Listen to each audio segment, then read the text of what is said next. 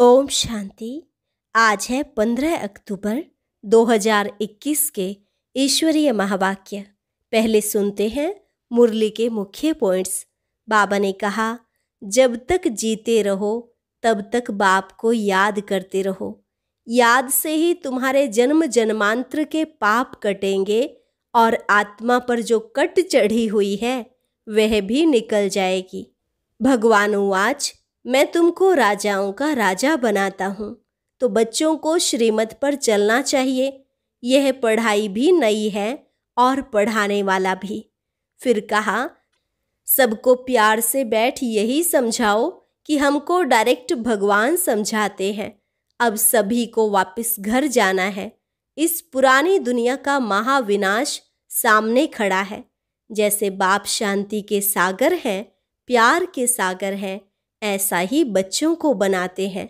बाप तुमको ऐसा उच्च बनाते हैं तो तुम्हें भी ऐसा पुरुषार्थ करना चाहिए। आगे कहा, तुम बच्चों का बाप से इतना लव होना चाहिए कि जो बाबा कहे वह तुम करके दिखाओ। बाबा सिर्फ यही कहते हैं, मुझे याद करो और सर्विस करो। इसमें बड़ी जबरदस्त कमाई है। धंधा धोरी भले करो, सिर्फ बुद्धि से बाप को याद करो। याद की आदत पड़ जानी चाहिए। तुम्हें स्वदर्शन चक्रधारी बनना है। कदम आगे बढ़ाने का पुरुषार्थ करो, पीछे नहीं आना चाहिए। और लास्ट में बाबा ने कहा, बच्चे बहुत मीठा बनो, कोई को दुख मत दो, टाइम बहुत थोड़ा है। बिलव्ड बाप को याद करो जिनसे स्वर्ग की राजाई मिलती है। खराब चलन होगी तो पद भ्रष्ट हो जाएगा। अंदर में खुशी होनी चाहिए। अब हमारी चढ़ती कला है, हम मुक्ति धाम में जाकर फिर जीवन मुक्ति में आएंगे। और अब सुनते हैं महावाक्यों को विस्तार से। मुरली का सार। मीठे बच्चे, कर्म करते स्वयं को आशिक समझ एक मुझ माशूक को याद करो। याद से ही तुम पावन बन पावन दुनिया में जाएंगे। प्रश्न, महाभारत लड़ाई के समय पर तुम बच्चों को बाप का कौन सा हुक्म व फरमान मिला हुआ है? उत्तर, बच्चे, बाप का हुक्म व फरमान है, देही अभिमानी बनो। सबको संदेश दो कि अब बाप और राजधानी को याद करो। अपनी चलन को सुधारो। बहुत बहुत मीठे बनो। कोई को दुख मत दो। याद में रहने की आदत डालो और स्वदर्शन चक्रधारी बनो। कदम आगे बढ़ाने का पुरुषार्थ करो। ओम शांति। बच्चे बैठे हैं बाप की याद में। ऐसा तो कोई सत्संग नहीं जहाँ कोई बैठे और कहे कि सब बच्चे बैठे हैं बाप की याद में। यह एक ही स्थान है। बच्चे जानते हैं बाबा ने डायरेक्शन दिया है कि जब तक जीते रहो तब तक बाप को याद करते रहो।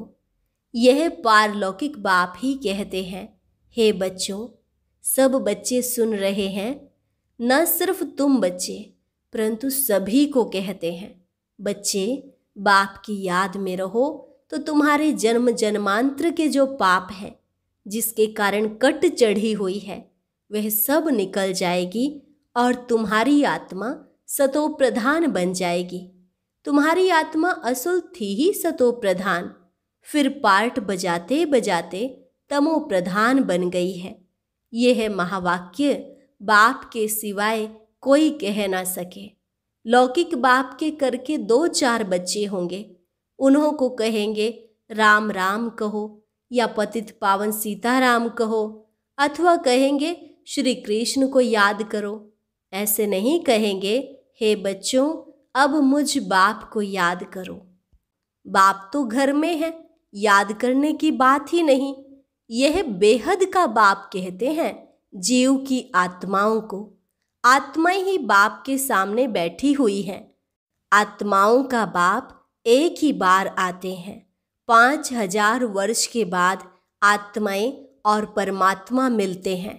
बाप कहते हैं, मैं कल्प कल्प आकर यह पाठ पढ़ाता हूँ। हे बच्चों, तुम मुझे याद करते आए हो। हे पतित पावन आओ, मैं आता हूँ जरूर, नहीं तो याद कहाँ तक करते रहेंगे। लिमिट तो जरूर होगी ना।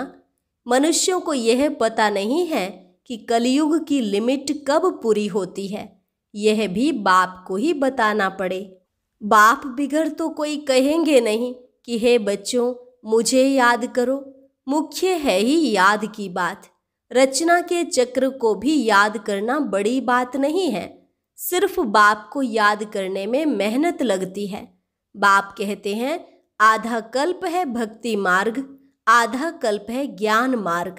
ज्ञान की प्रालब्ध तुमने आधा कल्प पाई है, फिर आधा कल्प भक्ति की प्रालब्ध। वह है सुख की प्रालब्ध, वह है दुख की प्रालब्ध। दुख और सुख का खेल बना हुआ है। नई दुनिया में सुख, पुरानी दुनिया में दुख। मनुष्यों को इन बातों का कुछ भी पता नहीं है। कहते भी हैं हमारे दुख हरो सुख दो। आधा कल्प रावण राज्य चलता है। यह भी किसको पता नहीं है सिवाय बाप के। और कोई दुख मिटा नहीं सकता। शरीर की बीमारी आदि डॉक्टर मिटाते हैं, वह हो गया अल्पकाल के लिए। यह तो है स्थायी, आधा कल्प के लिए। नई दुनिया को स्वर्ग कहा जाता है। जरूर वहां सब सुखी होंगे। फिर बाकी इतनी सब आत्माएं कहाँ होंगी, यह कोई के भी ख्याल में आता नहीं है। तुम जानते हो यह नई पढ़ाई है, पढ़ाने वाला भी नया है। भगवान वाच मैं तुमको राजाओं का राजा बनाता हूँ। यह भी बरोबर है कि सतयुग में एक ही धर्म होता है, तो जरूर बाकी सब विनाश हो जाएंगे। नई दुनिया और पुरानी दुनिया किसको कहा जाता है? सतयुग में कौन रहते हैं, यह भी अभी तुम जानते हो। सतयुग में एक आदि सनातन देवी देवता धर्म का राज्य था। कल की तो बात है। यह कहानी है 5000 वर्ष की। बाप बताते हैं 5000 वर्ष पहले भारत में इन देवी देवताओं का राज्य था। वह 84 जन्म लेते लेते अभी पतित बने हैं। इसलिए अभी पुकारते हैं कि आकर पावन बनाओ। निराकारी दुनिया में तो सभी पावन आत्माएं ही रहती हैं। फिर नीचे आकर पार्ट बजाती हैं तो सतो रजो तमो में आती है। सतो प्रधान को निर्विकारी कहा जाता है। तमो प्रधान अपने को विकारी कहलाते हैं। समझते हैं यह देवी देवताएं निर्विकारी थे, हम विकारी हैं। इसलिए बाप कहते हैं देवताओं के जो पुजारी हैं उन्हों को यह ज्ञान झट बुद्धि में बैठेगा, क्योंकि देवता धर्म वाले हैं। अभी तुम जानते हो जो हम पूज्य थे वही पुजारी बने हैं। जैसे क्रिश्चियन क्राइस्ट की पूजा करते हैं क्योंकि उस धर्म के हैं। तुम भी देवताओं के पुजारी हो तो उस धर्म के ठहरे। देवताएं निर्विकारी थे, वह अभी विकारी बने हैं। विकार के लिए ही कितने अत्याचार होते हैं। बाप कहते हैं मुझे याद करने से तुम्हारे विकर्म विनाश होंगे और तुम सदा सुखी बनेंगे। यहाँ है सदा दुखी, अल्पकाल का सुख है। वहाँ तो सब सुखी होंगे, फिर भी पद में फर्क है ना। सुख की भी राजधानी है, दुख की भी राजधानी है। बाप जब आते हैं तो विकारी राजाओं की राजाई भी खत्म हो जाती है, क्योंकि यहाँ की प्रालब्ध पूरी हो गई है। अभी तुम जानते हो बाप की श्रीमत पर चलना है। बाप कहते हैं जैसे मैं शांति का सागर हूँ, प्यार का सागर हूँ, तुमको भी ऐसा बनाता हूँ। यह महिमा एक बाप की है, कोई मनुष्य की महिमा नहीं है। तुम बच्चे जानते हो बाप पवित्रता का सागर है। हम आत्माएं भी जब परम धाम में रहती हैं तो पवित्र हैं। यह ईश्वरीय नॉलेज तुम बच्चों के पास ही है और कोई जान न सके। जैसे ईश्वर ज्ञान का सागर है, स्वर्ग का वर्षा देने वाला है, उन्हें बच्चों को आप समान भी जरूर बनाना है। पहले तुम्हारे पास बाप का परिचय नहीं था, अभी तुम जानते हो। परमात्मा जिसकी इतनी महिमा है वह हमको ऐसा उच्च बनाते हैं तो अपने को ऐसा उच्च बनाना पड़े। कहते हैं ना इनमें दैवी गुण बहुत अच्छे हैं। जैसे देवता, किसका शांत स्वभाव होता है, किसको गाली आदि नहीं देता है, तो उनको अच्छा आदमी कहा जाता है। परंतु वह बाप को, सृष्टि चक्र को नहीं जानते हैं। अब बाप आकर तुम बच्चों को अमर लोक का मालिक बनाते हैं। नई दुनिया का मालिक बाप बिगर कोई बना नहीं सकता। यह है पुरानी दुनिया, वह है नई दुनिया। वहाँ देवी देवताओं की राजधानी होती है। कलयुग में वह राजधानी है नहीं, बाकी अनेक राजधानियां हैं। अब फिर अनेक राजधानियों का विनाश हो और एक राजधानी स्थापन होती है। जरूर जब राजधानी नहीं हो तब बाप आकर स्थापन करे, सो तो सिवाय बाप के और कोई कर ना सके। तुम बच्चों का बाप में कितना लव होना चाहिए। जो बाप कहेंगे सो करेंगे जरूर। एक तो बाप कहते हैं मुझे याद करो और सर्विस करो, दूसरों को रास्ता बताओ। देवी देवता धर्म वाले जो होंगे उनको असर पड़ेगा जरूर। हम महिमा करते ही हैं एक बाप की। बाप में गुण है तो बाप ही आकर हमको गुणवान बनाते हैं। बाप कहते हैं बच्चे बहुत मीठा बनो, प्यार से बैठ सबको समझाओ। भगवान आज मामेकम याद करो तो मैं तुमको स्वर्ग का मालिक बनाऊंगा। तुम्हें अब वापस घर जाना है। पुरानी दुनिया का महाविनाश सामने खड़ा है। आगे भी महाभारी महाभारत लड़ाई लगी थी। भगवान ने राजयोग सिखाया था। अब अनेक धर्म हैं। सतयुग में एक धर्म था जो अब प्राय लोप हो गया है। अब बाप आकर अनेक धर्मों का विनाश कर एक धर्म की स्थापना करते हैं। बाप समझाते हैं मैं यह यज्ञ रचता हूँ। अमरपुरी जाने के लिए तुमको अमर कथा सुनाता हूँ। अमर लोक जाना है तो मृत्यु लोक का जरूर विनाश होगा। बाप है ही नई दुनिया का रचयिता, तो बाप को जरूर यहाँ ही आना पड़े। अब तो विनाश ज्वाला सामने खड़ी है। फिर समझेंगे तो आप तो सच कहते हो, बरोबर यह वही महाभारत लड़ाई है। यह नामी ग्रामी है तो जरूर इस समय भगवान भी है। भगवान कैसे आता है यह तो तुम बता सकते हो। तुम सबको बताओ कि हमको तो डायरेक्ट भगवान समझाते हैं। वह कहते हैं तुम मुझे याद करो। सतयुग में तो सभी सतो प्रधान हैं, अभी तमो प्रधान है। अब फिर सतो प्रधान बनो, तब मुक्ति जीवन मुक्ति में जाओ। बाप कहते हैं सिर्फ मेरी याद से ही तुम सतो प्रधान बन सतो प्रधान दुनिया का मालिक बन जाएंगे। हम रूहानी पंडे हैं, यात्रा करते हैं मन मना भव की। बाप आकर ब्राह्मण धर्म, सूर्यवंशी, चंद्रवंशी धर्म स्थापन करते हैं। बाप कहते हैं मुझे याद नहीं करेंगे तो जन्म जन्मांतर के पापों का बोझा उतरेगा नहीं। यह बड़े से बड़ा फुरना है। कर्म करते धंधा करते मेरे आशिक मुझ माशूक को याद करो। हर एक को अपनी पूरी संभाल करनी है। बाप को याद करो, कोई पतित काम नहीं करो। घर घर में बाप का संदेश देते रहो कि भारत स्वर्ग था, लक्ष्मी नारायण का राज्य था, अभी नर्क है। नर्क के विनाश के लिए यह वही महाभारत लड़ाई है। अब देही अभिमानी बनो। बाप का फरमान है मानो व ना मानो। हम तो आए हैं तुमको संदेश सुनाने।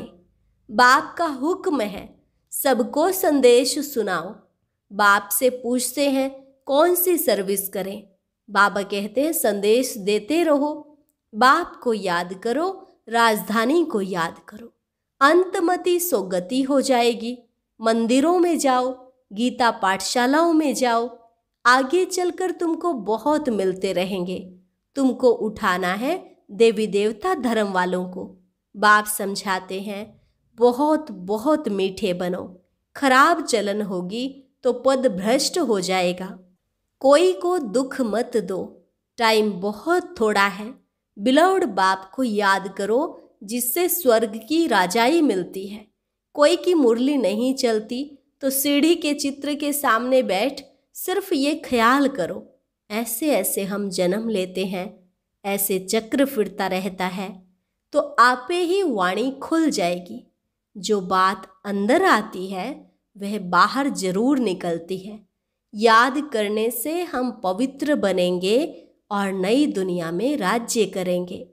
हमारी अब चढ़ती कला है तो अंदर खुशी होनी चाहिए।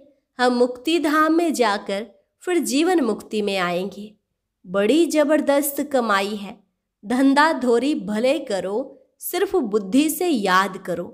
याद की आदत पड़ जानी चाहिए। स्वदर्शन चक्रधारी बनना है। चलन खराब होगी तो फिर धारणा नहीं होगी, किसको समझा नहीं सकेंगे। कदम आगे बढ़ाने का पुरुषार्थ करना चाहिए, पीछे नहीं आना चाहिए। प्रदर्शनी में सर्विस करने से बहुत खुशी होगी। सिर्फ बताना है कि बाप कहते हैं मुझे याद करो। देहधारियों को याद करने से विकर्म बनेंगे। वर्षा देने वाला मैं हूँ, मैं सबका बाप हूँ।